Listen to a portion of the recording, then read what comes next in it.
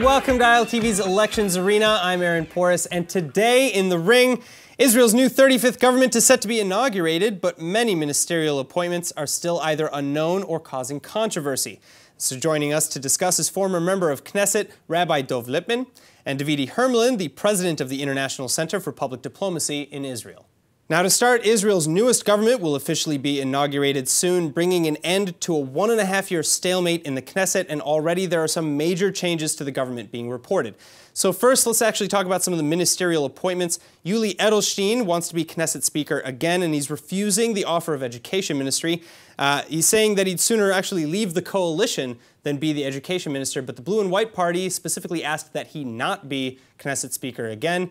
So is Likud, is Netanyahu obeying this sort of veto? Are they honoring Blue and White? Or is there some other reason maybe to keep Gilad Erdan from this position? According to the last rumors in the political arena, Mr. Edelstein is supposed to be now the Minister of Health. Well, I'm not sure that this is for sure right now, but I hope that he will be part of the coalition. I think that the behavior of a Blue and White Party is unheard, unacceptable, and we should remember the issue itself. Mr. Edelstein defended the democracy from the unacceptable verdict of the Supreme Court, which was against the law.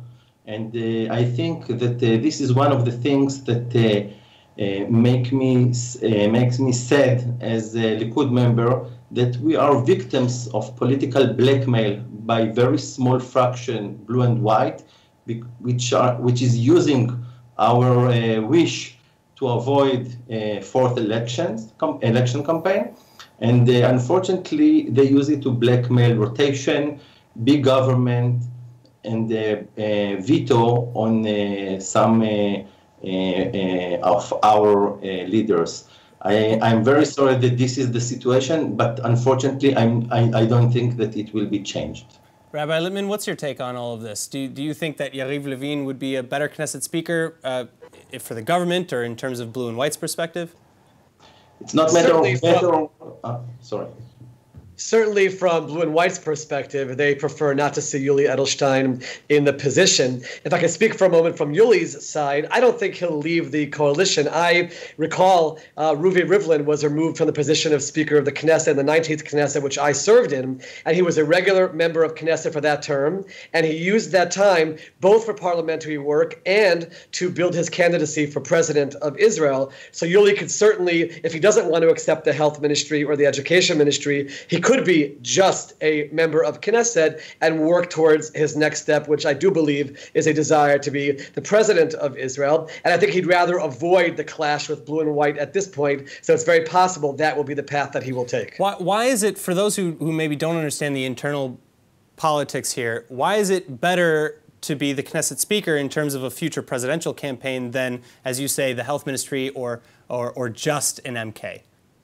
The Knesset Speaker is the third position, so to speak, in Israel. You have the Prime Minister, the President, the Knesset Speaker. He's put on display in many important ceremonies. He also is in a place as the Speaker where he's able to work with coalition and opposition together and not be blamed for any policies like he would be in the Health Ministry or Education Ministry. It's a position which is a perfect platform for being a uniter. And remember, to be the President of Israel, all you need is 61 votes from members of Knesset. It's a vote within the Knesset, and you just need a majority of Knesset members. So it's a perfect platform to be able to build that candidacy. But again, even as a member of Knesset, he would also have the ability to do so. If he rejects the coalition and goes to the opposition, he's basically closed the doors towards any significant future positions, and that's why I don't believe that will be the direction that he would take.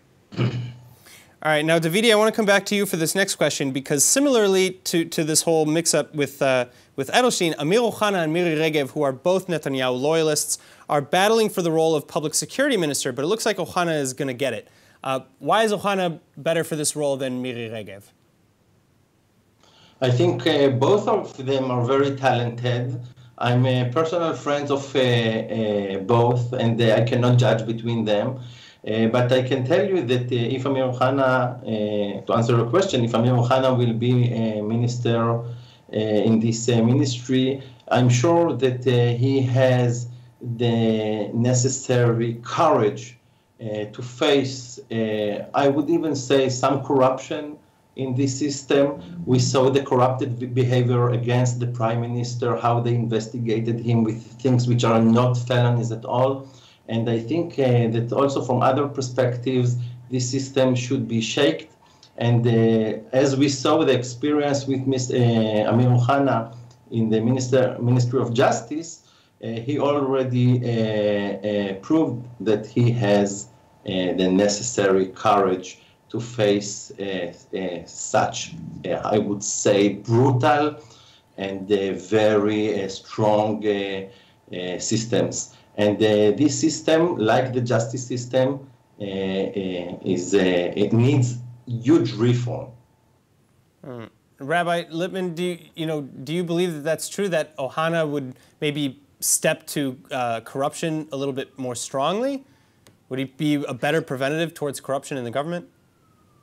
I can't weigh in on that specific issue. I do know that he certainly has a background within the Shabak and within the issue of security. So I don't have a specific information about who would be good or not good in the specific positions. I do know that Netanyahu is in a tough situation because both Regev and Ohana have been loyalists to him, and this is viewed as a reward for that. So it's going to be difficult for whoever doesn't get that position. Netanyahu will have to find some other way to reward them for being loyal to him during his challenging last few years. Do you think that this is the sort of position that whoever doesn't get it will somehow maybe lose loyalty for Netanyahu? Is that on the line? I don't think lose loyalty. I think everyone sees Netanyahu as being very strong in Likud, and no one is going to look to move away from that. And we even see those who, so to speak, rebelled within the Gidon Sa'ar camp are not being given anywhere close to significant positions. I don't think it'll lead to any kind of rebellion or moving away from him, but I do know that they both view themselves as deserving of this prime position because of the fact that they have been loyal to the prime minister. All right, now, Rabbi, speaking of this public security ministry position, Gilad Erdan, who is the current public security minister, is now likely to be moved to the United States to serve as both ambassador to the UN and to the United States. Can he effectively hold both of those positions? Can anyone effectively hold those positions? I think it's going to be a significant challenge, and in order to do so, first of all, Gilad is very capable and very talented, and I'm certainly very happy with the choice for him representing Israel in the United States. He's been behind the fight against the BDS for the last few years and has done a very good job, and I think that he's fully capable of filling either of those positions. In order to succeed at both, he's going to have strong deputies, both in Washington and in New York. That's for sure. But I also understand why the prime minister was in a tough place in terms of filling that position. Remember, if in November Ron Dermer is going to be leaving from Washington, so at that point it's a very short time for anyone to go to Washington because a year later, Benny Gantz will become prime minister and he'll put his person in as the ambassador. So it would be very hard to find someone to fill the position for 1 year. So this was a way of accomplishing that, giving Gilad Erdan both the United Nations and this position in Washington. But again, in order to succeed, he will have to have two strong people in place in both locations. I don't think it's an ideal scenario, but I do think that it's possible, assuming that things are put in place properly. Davidi, why not keep Erdan as public security minister? You know, because a lot of people are saying that they view this appointment as a way to distance Gilad Erdan from Netanyahu. Why not keep him in Israel? Well, this is political tradition that once in a while ministers move to another ministry or to another position. The position of ambassador to the UN and to Washington, both of them are very appreciated positions. And I believe that under the leadership of Prime Minister Netanyahu, at least, the options to express important policy which will design the future in Israel and in the Middle East, the opportunity is a very unique one. And I think that in a way this is upgrading and not, a compromise. I hope that after a while also Minister Erdan, if he doesn't agree with that now, I hope he is, but if not, I hope that he will feel like that when he will look back. On a similar note, there are a lot of accusations, allegations that Netanyahu typically tends to appoint people to strong positions that he thinks he can sort of control in a way. Does that have any bearing on his decisions to appoint Ohana or Regev or Erdan or anybody else? Do you know any politician who wouldn't behave like that? Is that typical to Prime Minister Netanyahu? Yes, he is the Prime Minister, and he would like to nominate people which are talented and in a functional way to the position they will fill. And I think that any one of the names you mentioned are qualified enough to be in the front of the Israeli leadership. It's true that when we have Netanyahu, always when we try to compare to him, everyone, has something to look for to be promoted to his level because he's a superstar in the world class. But I think that from any criterias, they are very talented. You saw the reforms of Miri Regev in her former ministry. You saw the brave of Amir Ohana in his ministry of the Ministry of Justice, and we know all the talents which Prime Minister Erdan is blessed by, and I really believe that all of them will make great job, and the Prime Minister made the right decision. All right, now, Rabbi Lipman, I want to move to you because Benny Gantz right now, as far as his ministerial appointments are concerned, he's playing it very close to the vest. He said that until the inauguration, he's not going to announce, even to his own ministers, who will take on which portfolio. Why do you think that is? Why is he keeping people in the dark? You have to remember that Benny Gantz is talking about a party with about 17 members of Knesset and 15, 16 minister positions to give out. There's certainly a lot of battling that's going on within, which is natural for people who view themselves as worthy of those positions. So in order to, I would say, keep the peace, I think he's chosen this approach of keeping it very close to his chest. I'm sure behind the scenes there's significant discussions going on as they try to figure out who's best for what position. And remember, Blue and White has another challenge, and that is how do they make sure they have effective members of Knesset? Remember, you have the members of Knesset who leave to go to their ministries. They're no longer functioning within the committees at that point. So Benny Gantz has to figure out who does he leave behind, so to speak, in the Knesset to make sure that they're functioning within the committees and that he has a strong legislative branch within his party as well. So there's a lot of moving pieces that are going on for Gantz at this time. Again, as I said, as much as they're not announcing it publicly, behind the scenes, people are certainly in discussions with him about who would be best for which ministry. But I think they want to avoid all the public commotion as they try to fit everybody into the right places. And then by Thursday, we'll know exactly who was chosen for what. Well, so how much trust or faith do you think Gantz can still place in his former partners from Yesh Atid and Telem, the former Blue and White factions that are now in the opposition? How much trust can he maybe place in them to uphold some of his ideologies, even from the opposition?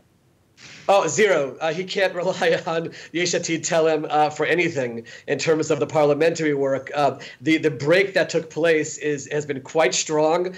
We've seen language being hurled from side to side, which is really difficult to see, actually, from people who are working together so closely for so long. So I don't think he can rely on them. Remember, Yair Lapid himself came out and said that the moment that Netanyahu wants to collapse this government, his party would join together with him to make that happen.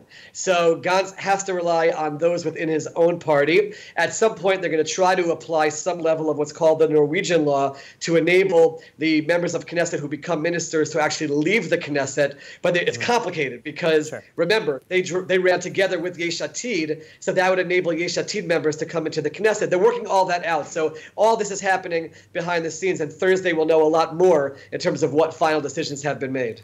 Davidi, what about the unity now within the opposition itself? Do you think that, Yesh Atid, Telem, and Yamina under Naftali Bennett, former right-wing parties, might actually become cohesive, or are they kind of just a smattering of parties with their own agendas? First of all, I still hope that the Yamina party will join the coalition. This is their natural place to be. But if they will stay in the opposition, of course, in few domestic issues, they will cooperate with Yesh Atid and maybe even with Mr. Lieberman. But this will not be it will not be united. Maybe they will cooperate, but this is not the same political family. And Yamina is a party with ideology, while Yesh Atid is a party, since Rabbi Lipman is not there, I can say now that they are a group, most of them, let's say, group of opportunists. So not everyone. So I don't really think that there is something, to unite with. These are people who can see only themselves, very brutal, always tell bad things about the prime minister with obsession, which is very ridiculous. They support the actions of the Supreme Court, which are against the law. They support the corrupted behavior of the police. They support the corrupted behavior of the legal system, which is against the prime minister based on political agenda. And this makes me very sorry, and I don't really think that this party has a bright future. Maybe they will be in the parliament, and also blue and white. But this is alliance of people which are lazy enough. They are too lazy to run in primaries of democratic parties. So they are celebrities. They have very handsome leaders. And they run for elections to represent people who, from this reason or another, doesn't like. We'll have to see how well they work together on a lot of those issues. But I actually want to move on now to the health ministry, because that's kind of a big bombshell ministry right now. It's become sort of a social pariah, really, within the government, because Health Minister Yaakov Litzman from United Torah Judaism has tendered his resignation. He wants to move on to the Housing and Construction Ministry. Then you have Moshe Bar Simontov, the Director General of the Health Ministry, who has just tendered his resignation. And yet almost nobody is in the running to take over. Why do you think that is? Why does nobody want to be the health minister?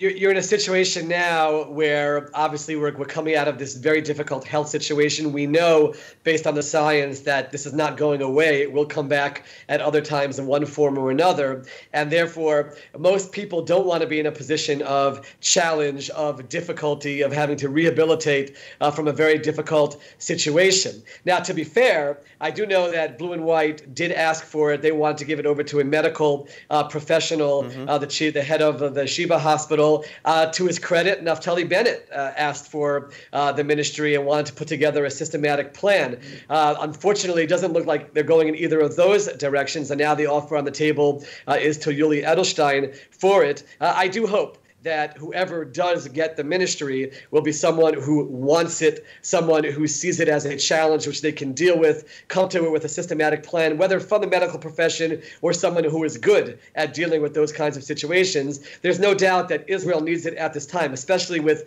Litzman and the Director General leaving. Israel needs to see someone who they can trust in that position, and I certainly hope that it's not just a political pawn, but taken with the seriousness that it needs to be taken. Davi? Look at the hypocrisy of Blue and White.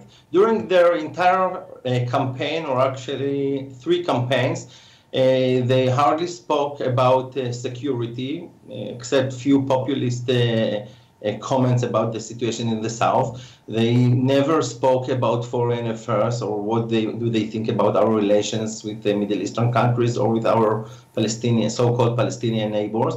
And the focus of their campaign was on the health system. And suddenly, when they can get jobs of ministers, the health system is not so important enough. I would like to hope that Mr. Gabi Ashkenazi will say that the political ticket of him is the health system and not the foreign affairs ministry, because he has nothing to do there. He is not with enough experience to serve as a diplomat, with all due respect, but he has experience of managing big systems like that, of course, the IDF, first and foremost. And I do believe that if they would like to express little bit of integrity after this blackmail in politics that they have 15 or something like that ministers for such a small fraction, at least take the health ministry without conditions. And I think that the public will punish them if they will not take responsibility. Again, though, why do you think Moshe Bar Simon Tov and Litzman? I mean, well, Litzman said that he resigned in order to address housing issues within the Haredi community. But why do you think Moshe Bar Simon Tov is also resigning now? Why is it that nobody seemingly wants this position? This you should ask him. I don't really have an answer, but I just can tell you that director generals of ministries, usually they leave when the minister is moving on. So it's not something which is really dramatic. Rabbi, same question to you, and final moments, unfortunately. There's no doubt that there's a little bit of consequences for the situation with Corona as well, and perhaps lack of preparedness. I should also mention the Director General of the Finance Ministry is stepping down as well. These are two ministries that have been the most difficult in this situation. By the way, it also could just be people who are tired and want to go home and have a little bit of a break. For the last 2-3 months, these people have been working round the clock. Whether we agree with the job they've done or not, they have been working at the job, and there's a human element that's here as well, and that could be possibly why they're stepping back as well. All right, well, thank you so much. Unfortunately, that is all the time in Elections Arena that we have today. I'd like to thank our guests, Davidi Hermelin and Rabbi Dov Lipman, and of course, thanks to all of you watching at home. For more news from ILTV, please watch us on Facebook, on our YouTube and our Roku TV channel. Thank you so much. I'm Aaron Porras. See you next time.